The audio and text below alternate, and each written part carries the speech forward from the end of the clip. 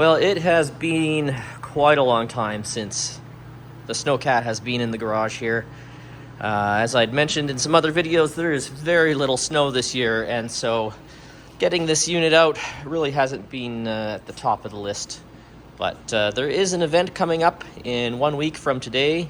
It's called the Winter Mega Run, and it's basically just a bunch of rednecks in off-road vehicles, and I figured, well, I want to be a redneck too. So we're going to get this unit out, get it ready. Hopefully there is still some snow existing by that weekend, but well, we'll wait and see. But might as well be prepared. So on the list of tasks for today is to get an oil change in on this this engine. I will be honest, I have not been the best of owner for this engine. It is still on its first fill of oil, so I have definitely exceeded the break-in period for it, and it's definitely time to get that oil out, get some fresh oil in, and it'll be good for a while then. Some other things I'd like to do, just a little bit of maintenance, housekeeping. When I did put the new tracks on, I had to replace one of the bars underneath here, and that changed the way that the underbelly UHMW sheets kind of cover the pulleys and whatnot, so they are somewhat exposed, and I'd like to come up with a plan to just to be able to enclose that section all the way up to the rear axle again, just to keep snow and debris off of the pulleys and the drive belt, keep it somewhat clear. Another thing to do, get the battery into a battery box just to protect it a little bit. Make sure that's strapped in well. Stock up with some supplies, so tools and spare parts as I might need while we're out doing this mega run thing. And last but not least is to get our new winch installed. I will probably just put it back onto the winch plate so I can have it on the front of the machine for the event, and then eventually I'll be able to move it over to the plow. But that's about all I have on the schedule for today. Get this unit cleaned up and ready for a little bit of activity.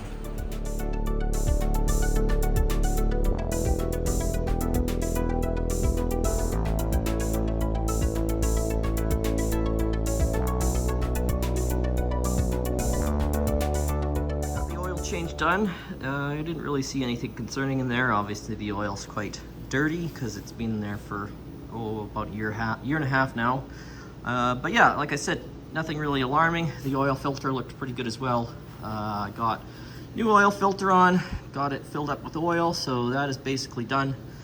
I did take the old belt off. It was kind of in the way for the oil change, and I figured this was a good opportunity to just basically swap it out. I put the spare onto the unit, and this one, the used one, will become my spare now. So that is done. So the next step is to monkey around with the winch a little bit, get some of this wiring tidied up.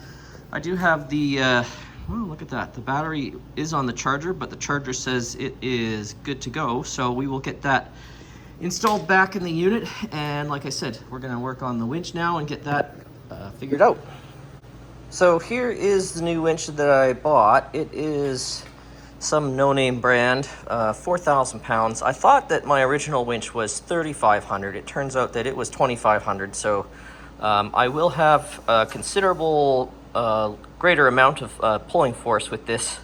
The other one, I would use the snatch block to basically double my pulling capacity, and I might not need that with this one. This one might be just enough to pull the machine out on its own if required. So the next step, yeah, we're gonna get this opened up, and I'm hoping that this is the mount that goes into the back eyelets or the front eyelets. And so I'm hoping that the bolt pattern here on this plate matches the winch. Hopefully there is some kind of commonality between all the manufacturers to save me some time. So we're gonna get this opened up, and we will hopefully get this bolted on.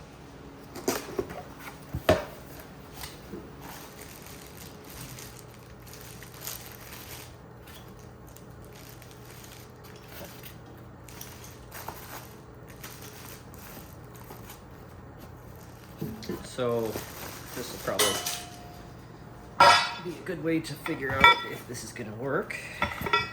This is the Fairlead mount for the winch. Let's So if we line up the bolt pattern, we are in luck. So the mounting bolts for the fair lead, which would of course bolt into the bottom of the winch, also match our mounting bracket, so that is good.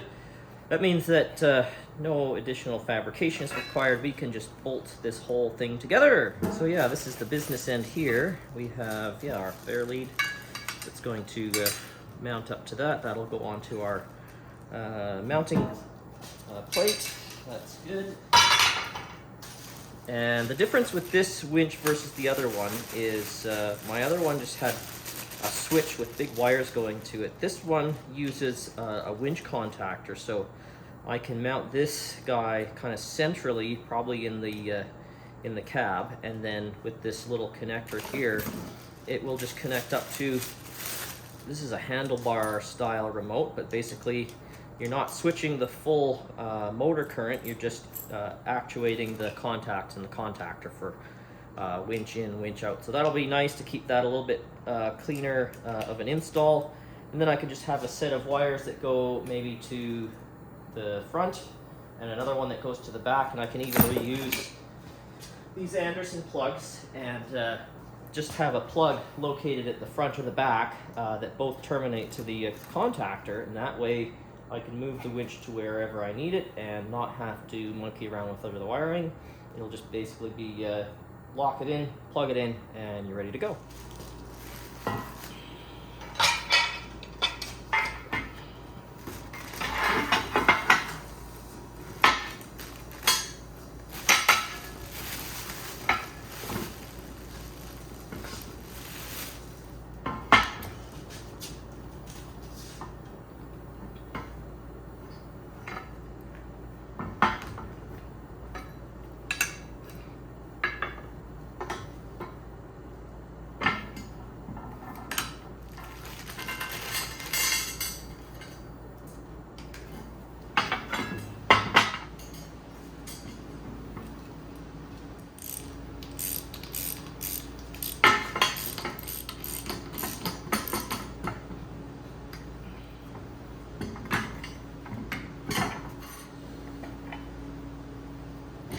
The issue I'm running into right now is the hardware provided with the winch is essentially enough to go through this bracket and into the mounting bolts of the winch. It is basically, they are not long enough to accommodate any additional material. So even though this is only a 1/4 inch piece of plate, we just don't have enough thread length to really make it through here. So that is going to be a bit of a pain in the butt, because these are an odd metric size, probably, I don't know, 8 mil or something. So I'm going to have to find some other hardware that's going to work with this. Okay, so I did confirm that these are indeed 8mm bolts. So I need to get something that is that looks like it's about 1 inch, so about 1.5 inches would give me a good purchase on the embedded nuts inside there. For now, I'm going to leave the installation of this to that plate. It's a really easy task. Once I get those bolts, it's basically 2 minutes, put it together, and it is done. So what I'm going to do now is move on to the wiring and tackle that, because that's going to be a little bit more of a chore. And so my plan here, I was just kind of going through all the different parts. So on the other side of this panel is the battery compartment. So what I'm going to do is probably mount the winch relay right here, and then I can just get the little short battery cables to go through this panel into the battery compartment. That'll be nice and easy for routing the cabling. And then from there, I'm going to, like I said, I'm going to recycle the cabling used for the old remote, and what I'll do is basically cut it out of this thing. It's had quite a rough life. Cut it out, and then have one set of leads run to the front, another set of leads run to the back.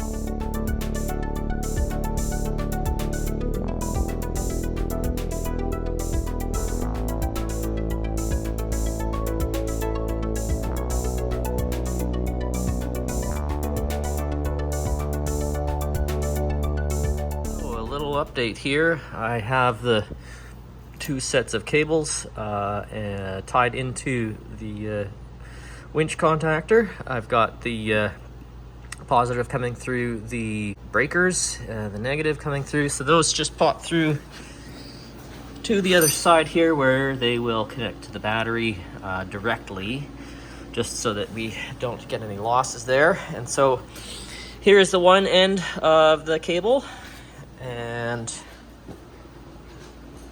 here's the other end of that control cable. And so those 2 connections are compatible with this one over here that I installed on the winch. So now we can basically plug it in or mount it, plug it in at the back or the front, and we have some options as far as which way we're going to try and yank this thing out if we ever get stuck. Anyway, the next step now, basically all the wiring is complete.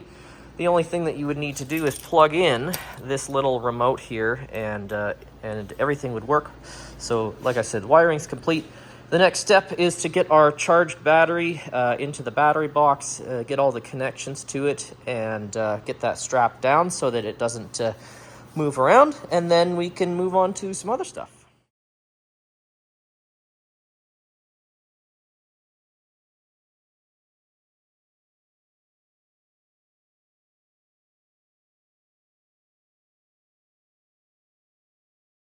So everything's hooked up now. I've got the winch just sitting here, and let's see, I'm not going to go far because it is attached to here. Oh yeah, that's looking good. So out, in. Yeah, it's nice to have the remote. You're not, previously I was dealing with 4 of these wires, which was kind of cumbersome, and now it's just this little remote here. So what I might do next is just take off. This is supposed to be mounted onto a handlebar of like a ATV or something like that, a UTV. So I'm going to take this off and then probably come up with just some kind of like grip or handle that I can hold on to, and then just use my thumb to go in and out.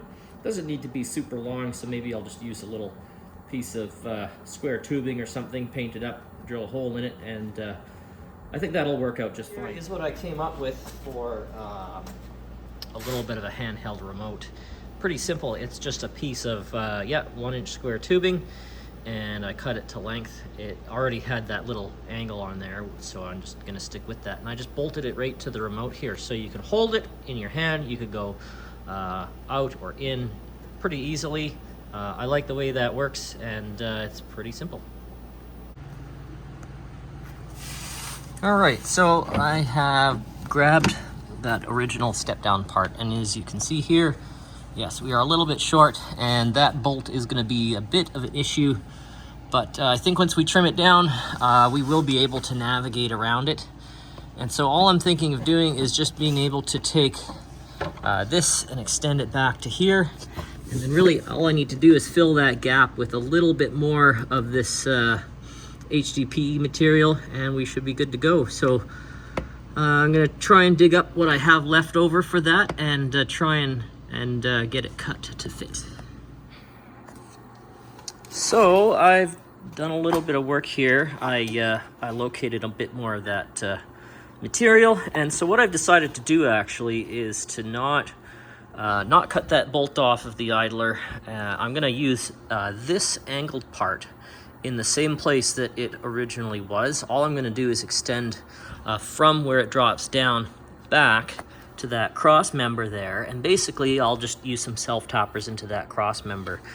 And then to join these 2 pieces of material, I'm just going to use a couple of these really broad head pop rivets.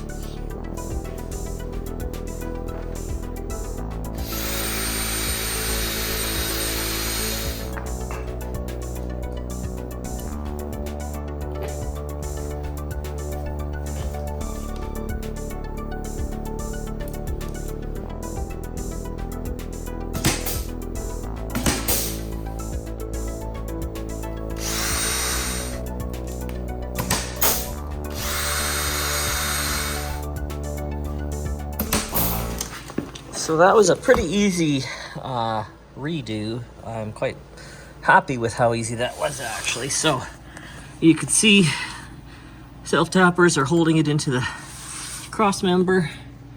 We can take a quick peek up. There is lots of room for clearance around that idler bolt, and that's where it all bolts together up front. So we're basically all done. So now I don't have to worry about snow coming in to the belt area and just causing some slippage. So it just kind of keeps things a little bit more protected under there. And so yeah, I think that's about all I had on my plan for today. More or less ready to go. I do need to just add some fuel and we'll get the unit loaded up this upcoming week. But overall, yeah, I think the Snowcat's ready. As long as we, have some snow to drive it on, I think we'll be all set. So anyway, sorry it's been such a long time since we've done a Snowcat video, but I'm glad that you were able to check this one out. So be sure to subscribe and like this video, and thanks for watching.